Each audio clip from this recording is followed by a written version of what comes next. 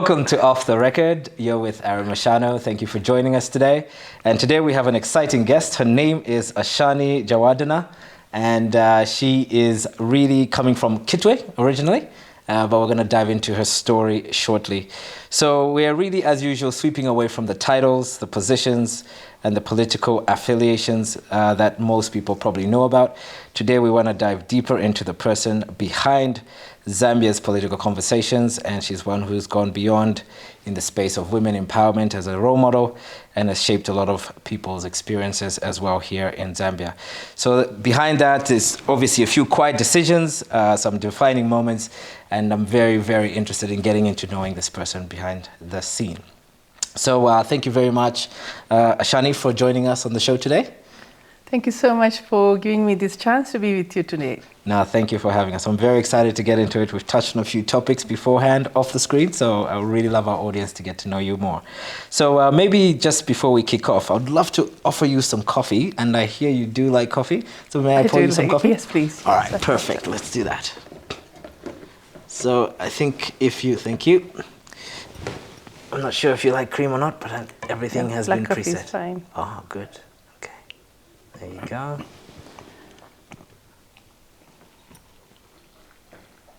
All right. Perfect. All right. So there we go. Okay. So maybe just to kick us off as we're letting that brew, I'd love to start with maybe going a little bit back to the person behind who you are and maybe where this whole story of where you got started was. So maybe tell us a little bit about your upbringing. I know the name, and we talked a little bit about some of the significant influence your family had in Copperbelt, but maybe just tell us about your upbringing. So how did you grow up, and where did you grow up, and maybe what are the highlights in your younger years? Well, I was born in Sri Lanka, and when I was in grade 3 or so, my father got a job at CCM as an engineer. So me and my younger sister, we both came here, and I started my grade 3 in Kitana Trust. Now it's Enkana Trust. Okay. So I studied there. From there I went to Mpalembe. At Kitana Trust, it was a mixed school. Mixed meaning there were a lot of Europeans, the Indians, the Zambians. It was a mix, but mostly our teachers were Europeans. Maybe that's one of the reasons why I didn't know how to speak my language. I didn't know how to speak Bemba because we were charged if we spoke any language other than English. Okay, okay. So from there I went to Mpalembe. I did accounts at CBU. Then I started learning to teach. I did teaching after that. Really? Now I'm a teacher. Okay. Yeah. So when you say you're teaching, are you teaching in accounting because that was your background, or you just do something completely different? No, completely different. Okay. Accounts I did because my father wanted it. I wanted to become a pilot, but because two of my cousins were killed in the Civil War, my father didn't want that. So he said I should do accounts. At least it'll keep me safe. And keep you close. Yes, keep me close. Yeah. So I did accounts. I was not too happy. So I did teaching. And I'm quite happy with seeing the brightness of the children every morning, the sound, and the way they come up from nothing to what I have given. That's amazing. So which school is it that you're teaching it's at? President School. Okay. It's President School. It's my own school. Okay, yeah, I was going to get into that. Okay, it's President School, and that's in Kitwe. In Kitwe, yes. I'll definitely pay you a visit. So you teach, is it, what's the age group at your school? I'm supposed to be a secondary teacher, but I felt when you're older, if it is a dry stick, you can't bend it, it cracks. But when it's a fresh young stick, you can bend it the way it should be. And I chose to teach preschool and primary classes, especially the preschool I love. And it's been wonderful. I was my son's teacher from baby classes to grade 7. He did very well. Wow. So I'm quite happy with being a teacher as of now. That's amazing. So you said you like the primary school component. Is that because of the same greenness of molding the kids? And you feel maybe they're a little bit more fixed later, or are there other aspects that you like about the preschool teaching compared to the others? Preschool, I felt in Zambia, we don't have the proper background. When my son was, I think, 5 months old is when I started teaching him, 5 months. I started teaching him songs, colors, numbers, which in Zambia they don't believe in such things, or they don't even know. So when I started teaching, I would call him, or what they say, he's a high IQ child. I don't believe children are necessarily born with that intelligence. I feel it's how we mold children from childhood. I would agree with that.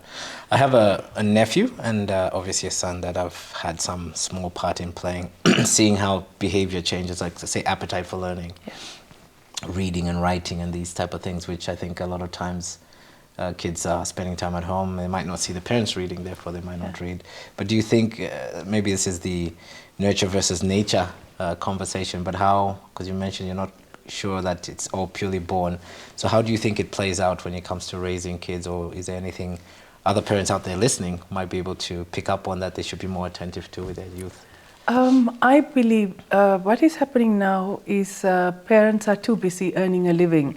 So they bring the children, dump them, sorry to use that word, dump the children at school, they go and expect the teacher to perform miracles. The children go home, they start watching TV continuously or on the laptop. They sleep from there onwards. There's no one to help them with their homework. Parents don't know what is taught. They don't even have the time to interact with the child to learn anything. Children go to bed, the maid puts them to bed after washing. In the morning, the parents drop them at school. That's the only life. And there's no connection between children and the parents anymore. So they tend to do what they want. That way, there's no... see, I believe you teach at school and you have to reinforce it at home by doing the same homework, going through it, and in the morning the mind is fresh. Again, you go through it. It's a job that has to be done by parents as well as teachers, not just on the teacher's side. It's not possible. No, I hear you. So you mentioned they're earning a living. I mean, our parents also used to earn a living, right? And I think we talked about the changes we're seeing in Zambia. We'll get into that later about influence. But why do you think the parents are not as attentive as they used to be, say, in our generation? And I think it started waning off, also seeing the effects of, I mean, I don't want to pry you into technology and all this stuff, but why do you think they're not connecting with their children enough? I feel, the women are more educated now. Long time ago, parents used to concentrate on educating the boy child, but now we are talking about equal benefits. Both parents are educated. The women are more educated. They are educated. The parents give them a good education. So when they get married, they are not willing, or even me, I'm not willing to stop the education just because I got married, just because I raised a child. I feel it's a waste. Why did I use all my time studying just to give up? So the parents are working and the economy is not so good all over the world. So that money the father is earning is not good enough. So the mother has to supplement as well. At the end of the day, the children are not so well brought up and they're neglected.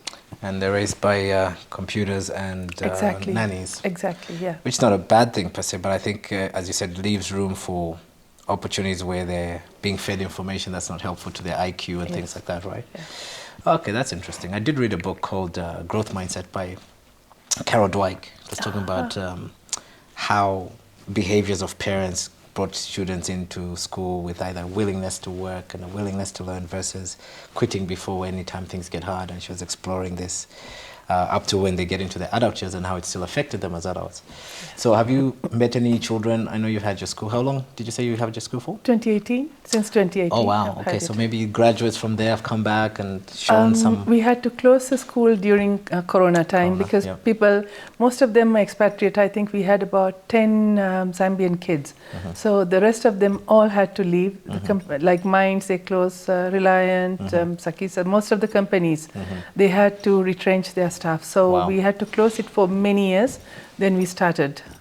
Wow. So That's been we difficult. would have had graduates, but now it's basically starting from the scratch Okay, now. well, support. I think I'll send my nephew there as well.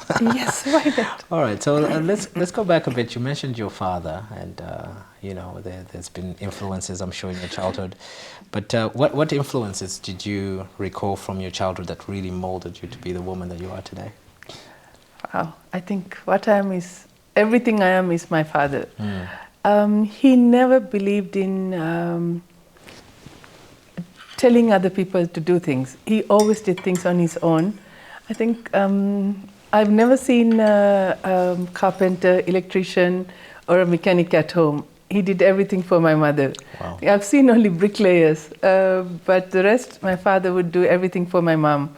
So my father was a handyman. When I used to go to campus, I had a car. I didn't need anybody to fix it. I knew how to tinker around and fix a car on my own. Wow. Because my father taught me everything.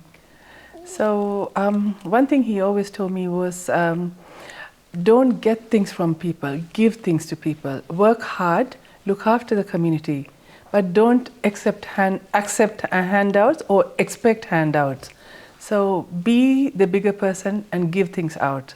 So even my mom, both my parents were very giving people, generous people. So I learned to value that kind of, helping the community from childhood. I think that's one of the things that I inherited. My father used to donate blood. He's an O positive donor. So am I. So illegally, without his knowledge, I used to sneak out and donate blood. Okay. Because I felt, Zambia, I got so much. Why not give something back in return? Though at that young age, I did that. And that was my smallest contribution, which I'm doing even now. I was going to ask you, where do you donate blood? Because that's interesting. I'd love to do something like I that. do that at Central Hospital. Okay. And then as I grew up also, my father and mother both supported me. I'm a YWCA member since 2007. Whenever I brought little kids we had a restaurant, my dad would be the first to say, the kids would be abused and the mothers would be given money to shut up. So my dad would say, I'll give you more money, don't accept that, let the case go ahead. So I saw how he taught me to fight for me, fight for others as well. So I think my father was really the role model in my life. Yeah, well, that's an amazing story, and again, we'll come back to role models in a second, but the fighting components is very interesting that you mentioned that, because I think these days we, for whatever reason, at least my limited observation is, we're very much encouraged to think about ourselves and do what's best for ourselves and bring ourselves up. But this aspect of fighting for yourself is important, but fighting for others as well is a very rare attribute that I think a lot of people, I don't see a lot of that anymore. I think just in general, day-to-day behavior, I don't know if you would agree, but that's true. That's something I feel we have an onus to share. So you mentioned something about YWCA. CA. So what does that actually stand for? Yes. Young Women's Christian Association. Okay, great. Is that still going at the moment? It's still going, yes. Okay. Yeah. So I think it'll be really interesting for people to know where these platforms now that used to be there so many days, like my parents were Rotarians and Lions, and I became a Rotaract, and I remember, people used to laugh at me because Christmas we were spending giving gifts to prisoners. Yes. And that was my idea of Christmas. When people said, no, you sit at home and get presents, I'm like, you get what? Yes. Because that was the culture we were raised in, and we do that today as a family. So it's been very important to us. So I was a Rotaract as well at CBU for 2 consecutive years. I was a treasurer. I was going to say, you're probably a treasurer with the accounting skills. I was a treasurer. They trusted me so much with the money. Wow. The others, they felt were not so disciplined. But my father had put that discipline into me. Yeah. No stealing, no crooking, no cheating. If you do, I'll punish you. Wow. So that discipline really helped us. That's amazing.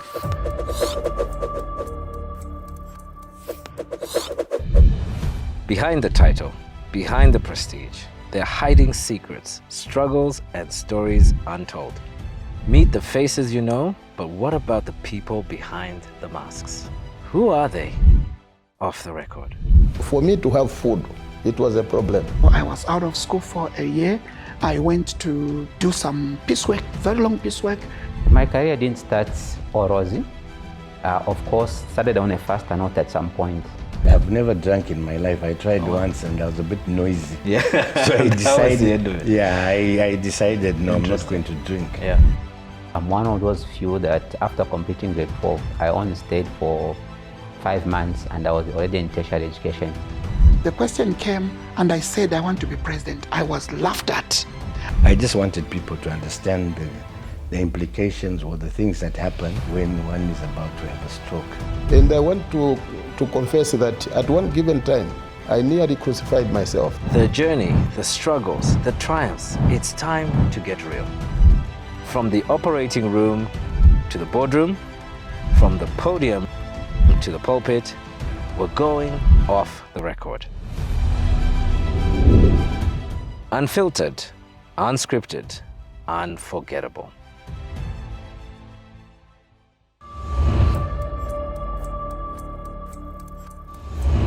So where do you think your father got those, let's call them morals or principles from? I mean, did he ever share where he got that, or is it just by luck and God's grace you born that way? His father was a tough case as well. Okay. One day, for us to accept what he tells us, he told us that when he was very young, on a Friday, he brought a small piece of pencil from school.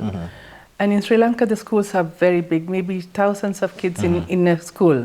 So on Monday for the assembly, the father went with him, stood on the podium and asked, who does this pencil belong to? My son robbed it. Oh. So my father said, I felt like digging the floor and hiding myself. I was so embarrassed. Oh no. So he said, don't ever steal, I'll do that to you. Because what I was taught, they turned me into what I am today, hardworking, principled person. So if he can do that to me, I will embarrass you. So never steal, never cheat, never lie.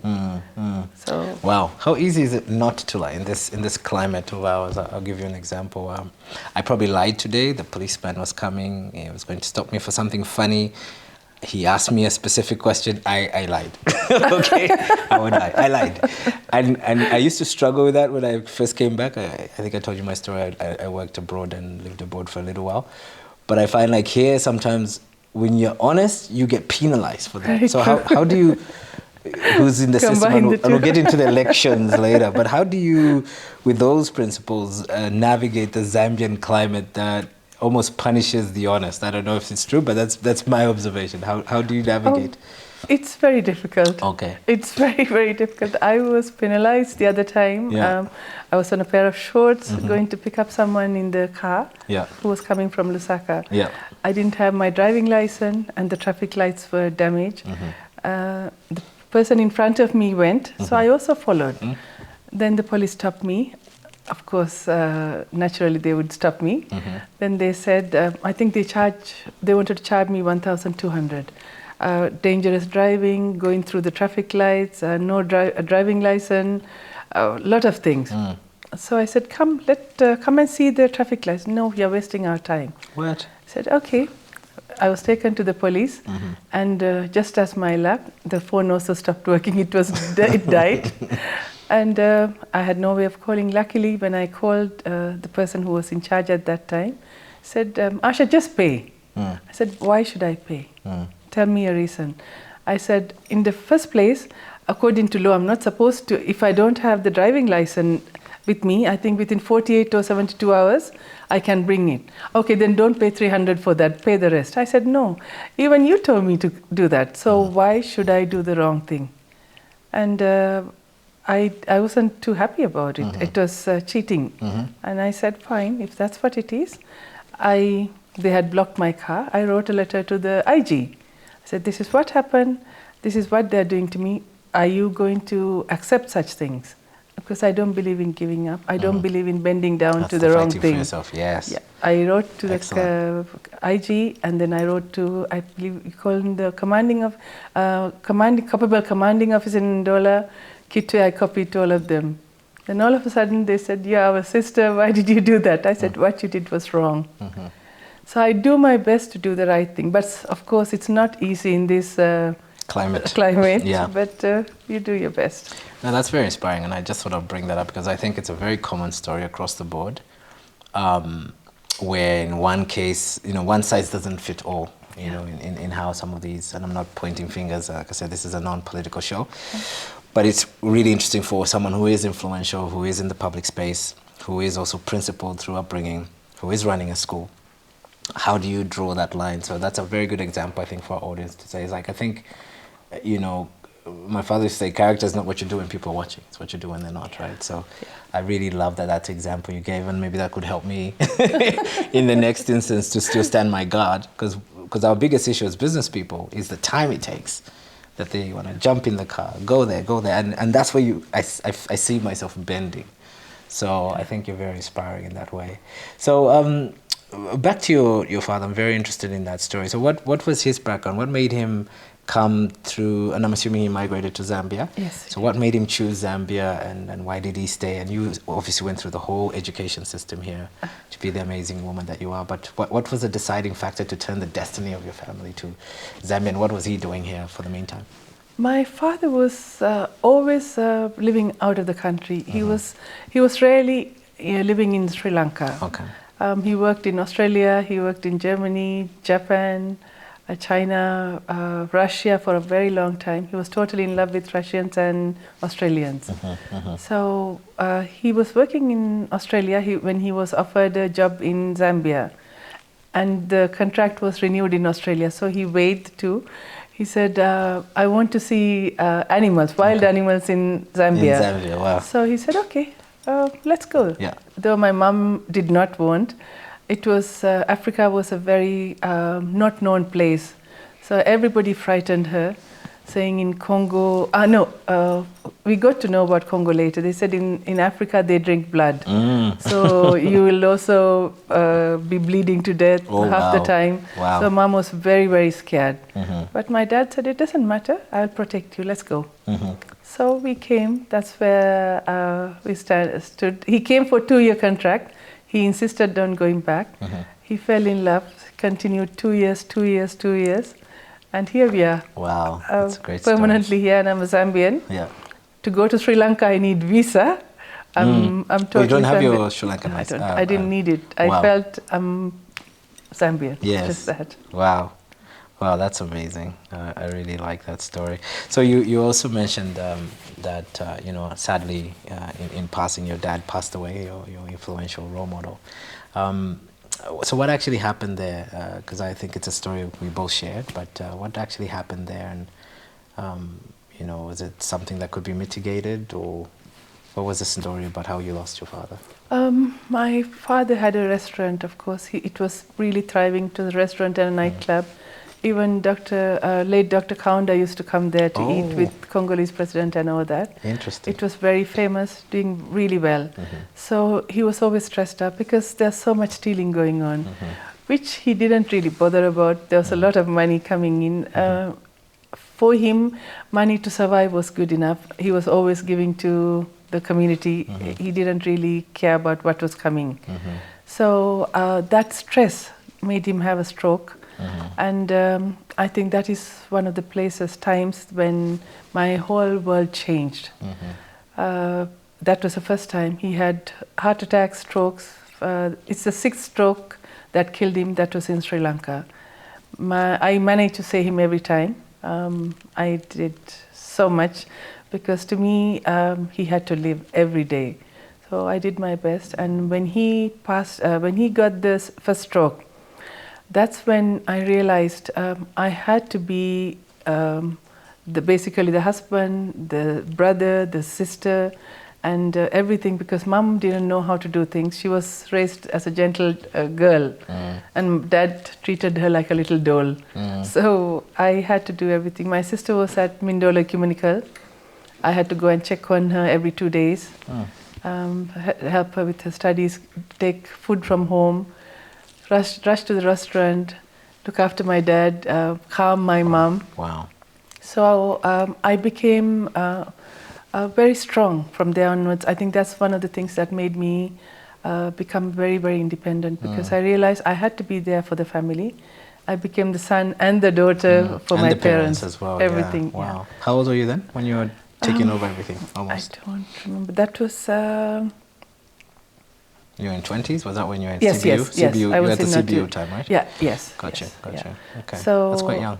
I was, yeah. And I think young even in the head, just wild, you know, just playful. I never took anything responsibly because my father was doing everything, my mother was doing everything. Yeah. All of a sudden, everything fell on me, and I grew up overnight. Overnight, yeah. So in that time, what were the hardest decisions that you had to make that you think shaped you, like defining moments? What were I'm sure there was a lot of decisions to make, but what do you remember as being some of the hardest decisions you had to make in that time when everything fell on you? Running the restaurant was a tough thing. They have a lot of staff, so many staff. We had a lot. I think my only thought was to keep my father alive. That's the only thing. So I did. After he was discharged, physiotherapy, I would drag him to do the physiotherapy more than the doctor said, because I wanted him out. So he got paralyzed? He got totally paralyzed. That's happened to my father as well. But he became perfect. Wow. Me the fighter, him the fighter. Yeah. We managed to get him going. Yeah. He became perfect after that. Wow. And the doctor, we had really good Cuban doctors at that time.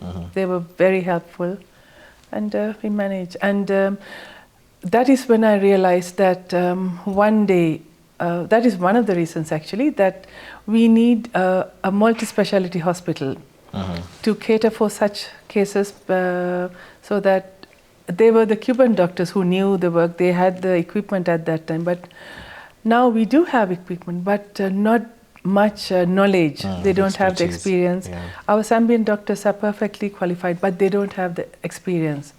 So either we bring people from outside, train them, or we send them outside and train and get them. But one of the main intentions were to build a multi-specialty hospital one day. And now that I'm basically having that chance, I'm trying to bring in a multi-specialty hospital in the first phase one.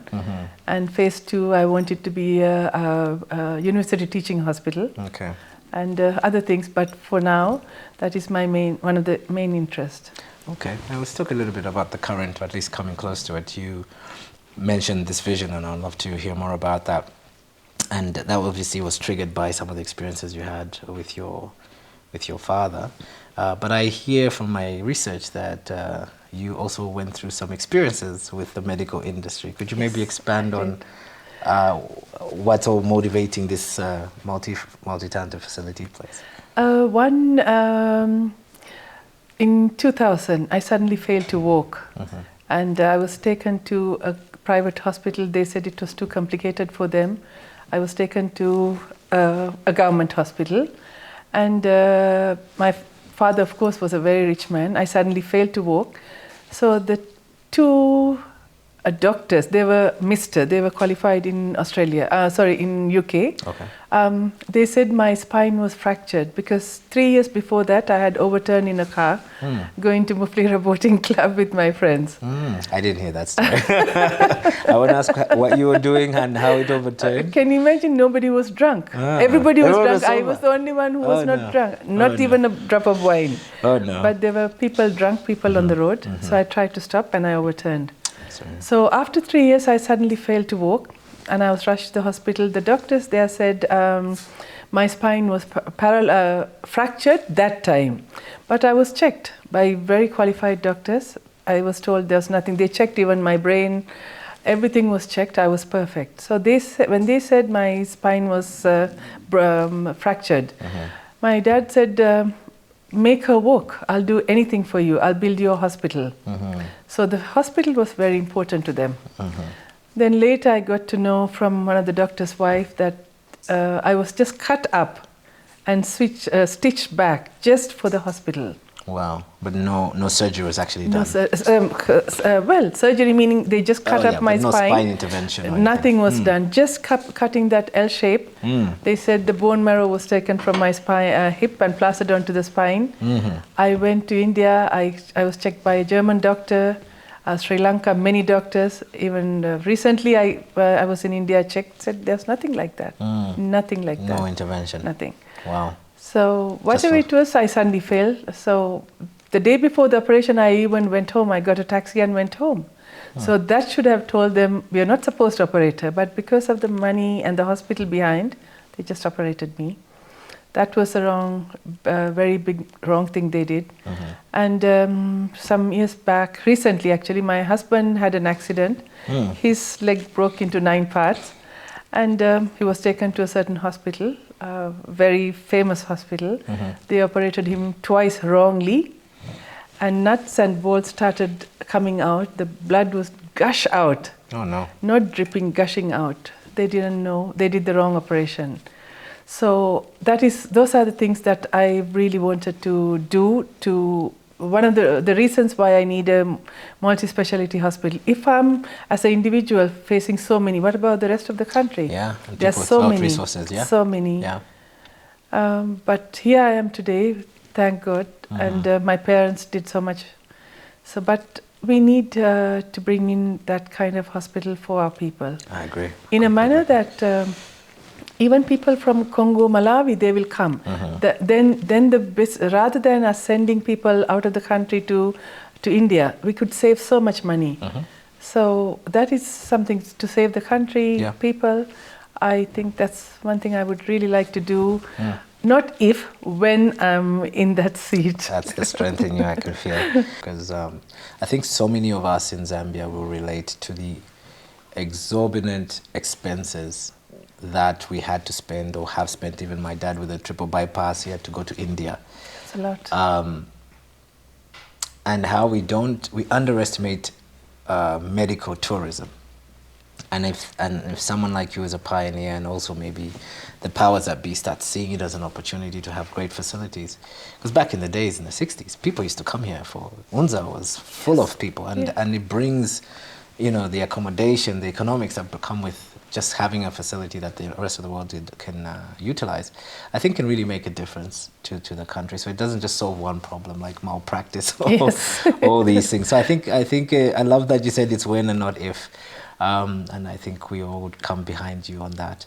So what about this angle of yours that the research shows where you stood for elections in Kana? Was it in Kana? As a Kitwe mayor in 2021? Yes. So maybe talk about that and what motivated you to do that, and then later on we heard you step down. So what was that about, without getting into the politics too much, but what was going on for you in that transition to aspire to stand and then to maybe withdraw? What was that story? I think since I was about 16 years old, when I was 16 years old, my sister was sent to USA for studies, my younger sister.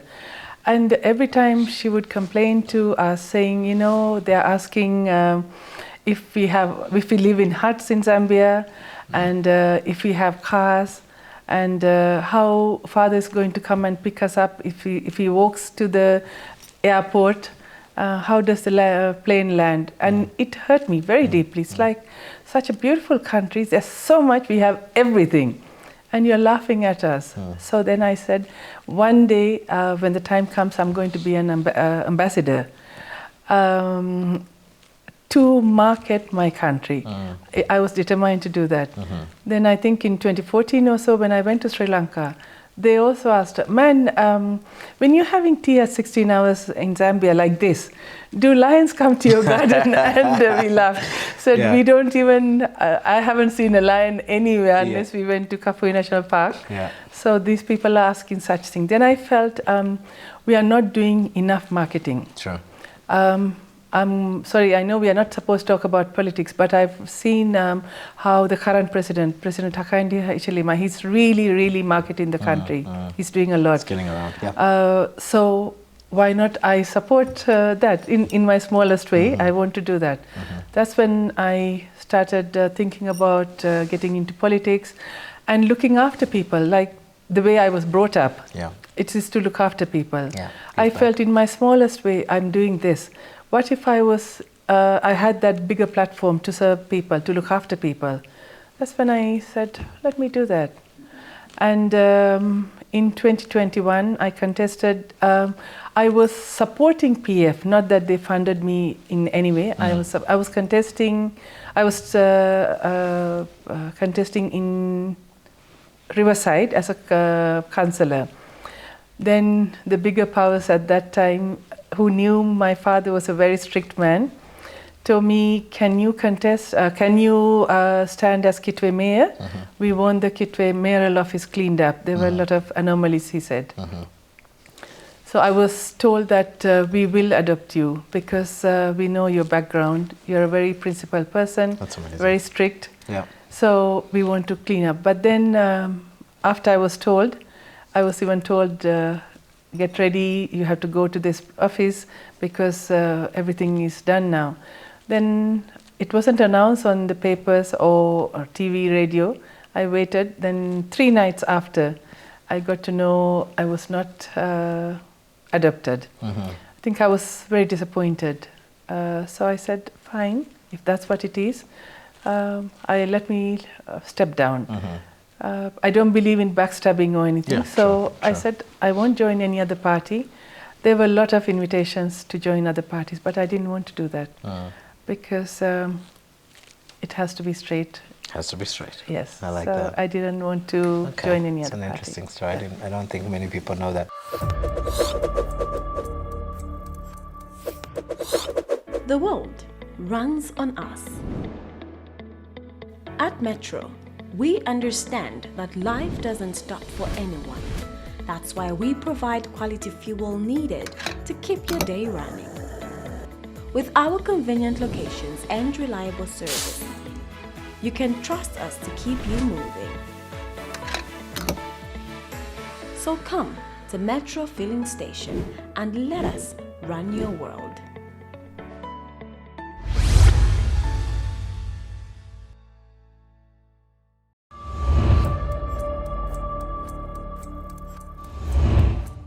So what did you learn maybe about yourself and the general Zambian political culture? Let's call it that, because we don't want to name any parties. It's not multi-partisan, but just a general culture. And the reason I'm saying this is I've also experienced what you have, and I think a lot of people are so eager to go abroad and do these things. But once you've been abroad and see some of the ignorance maybe or some comments people make about us and Africa and Zambia, it's a tough going thing to get that feedback, and it makes you a little bit sometimes go, I should probably know more about my country and know about the culture. So what was your experience now that you've actually been in the system of Zambian politics? What did you learn about the Zambian political culture in general? Quite shockingly, I would say they are not so, they are poor. They are not as educated as the people in town. It's basically a village. They're the ones who accepted me very easily. Really? Shockingly, the women were very, very supportive. From day one, they were very supportive. Wow. They accepted me very easily. Wow. They trusted me. Yes. Of course, the youngsters were for Andalama. Always the money. Yeah. Yes, Tuliemo. Tuliemo. Sotsan. Yeah, Sotsan. Yes, yeah. Gotcha. So they wanted the younger ones, but the elderly people, especially the women, they accepted me very easily. Of course, on Facebook, they would say, go back to India. So I would say, which India? I need a visa to go back to Sri Lanka. Were that malicious on social media? Yes, they are. Okay. Go back. And when the president introduced free education, I was very, very happy. Being a teacher, I was very happy. And in Sri Lanka, we have from small classes to university, free education. All the way. And it's done really wonders there. So when the president introduced this, I was very, very happy about it. Of course, we need to improve on we need more schools, we need teachers. The teachers, they have jobs now, but we need schools so that, and furniture, chairs and tables, which I'm doing right now. I'm trying to help a certain school to get the furniture because if I can do the smallest way, then of course the others will also follow me, knowing that I'm doing. Let them also do that. But I have to be the first to do that. So that's true. That I felt was a very, very important thing. And it's when I praised the president, they said, "Why do you want to bring all your relatives from India?" So I said, "I've had an accident. My husband had an accident. They couldn't come because they are well educated. They're working. So now you want me to defend myself?" I said, "No problem. We'll leave it that." But I think generally, compared to Sri Lankan politics, I would say we are better. We have to say better. But it's tough. Especially, I'm trying to penetrate a world full of men. It's a man's. I was just going to ask you that question. Yeah. Man's world. playground. Yeah. So I'm trying to. I have stepped into a man's world. It's not the easiest, but why should I give up? I am equal to a man in my head. Physically, yes, I need to be protected just like any other woman. We need that support. But mentally, I'm extremely fit enough and equal to a man. Task, yeah. I've done the same studies they have done. And my husband has been very, very supportive there. My son is even more supportive.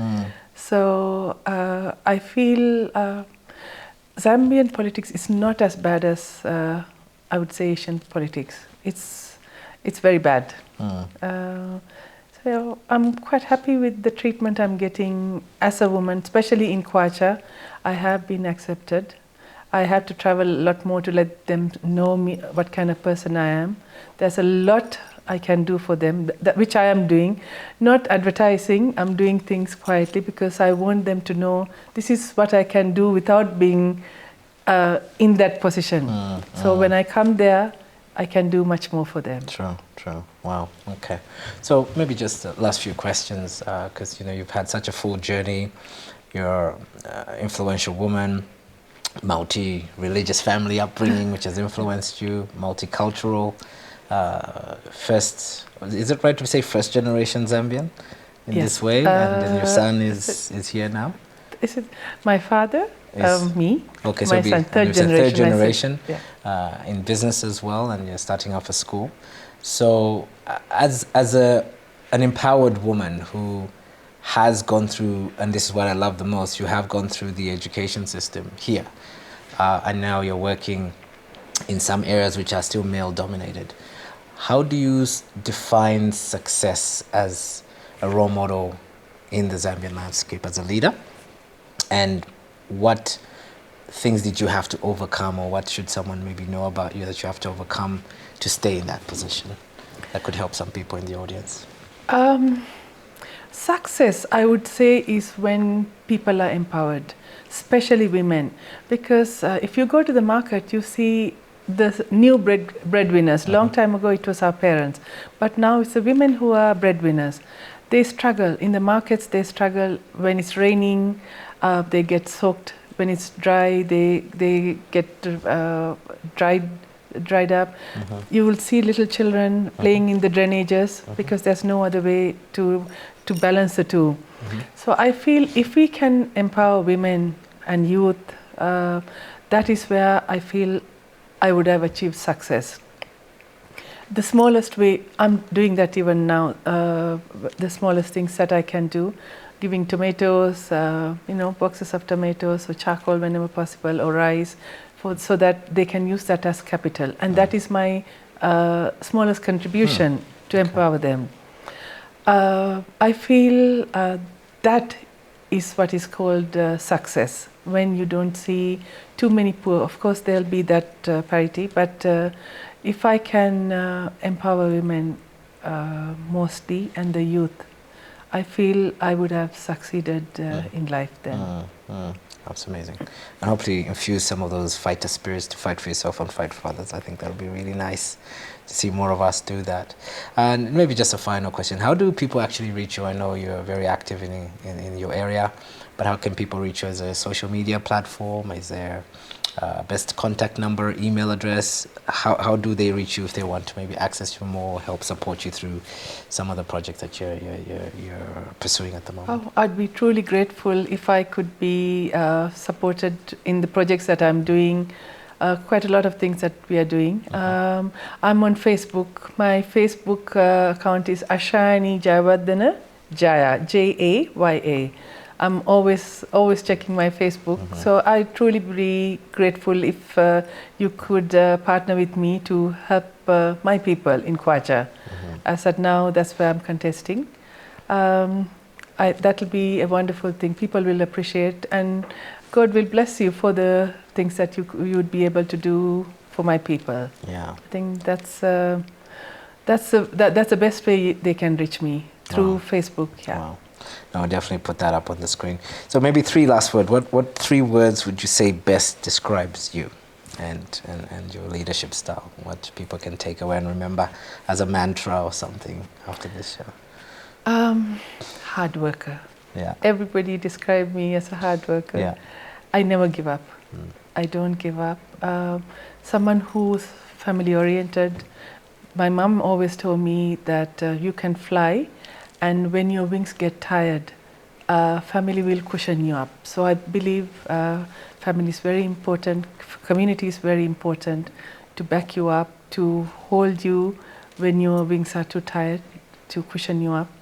So I think I'm a very community related person, someone who believe family is very, very important, a fighter, and a mother. My son makes my world go round. Wow. He's everything to me. He's a bright little child. Recently, actually, he invented a walking stick for the blind people. Wow. I was hoping one day I could meet the president's wife, Mrs. Hichilema, and show it to her so that we can help the community using that. Because she has got a lot of projects, NGOs and all that she's supporting. So what my father gave me, looking after the community, I'm giving it to my son now to help the community. So I think I'm a fighter, someone who never gives up, someone who believes in family, someone, a sister, a mother, and a friend, a true friend. Definitely. And very principled, I think. Very principled. From my observation. Yes, I'm very principled. Wow. Wow. So there you have it, ladies and gentlemen. Thank you very, very, very much for being on the show and sharing even some very intimate parts of your life with us. And I'm deeply touched, and I think personally from my heart, you come across very amiable, very honest, very transparent, and I think that's so needed for role models, particularly females here in Zambia. And I think my biggest takeaway is, even me personally, I would love to come through and maybe bring some of my network to come and see some of the projects you do and at least help on a community level. Because, we can't change the country maybe, but I think we can change small parts of it. Yes. So really, really honored to have you on the show. Thank you and very thank you much for being here. Thank you so much. It was wonderful to be here with all of you, and it was wonderful to talk to you and see the best way we can help our community. Yeah, thank you so much once again. All right, thank you. Thank you very much, ladies and gentlemen. That's all from us, and this is Off the Record. Thank you.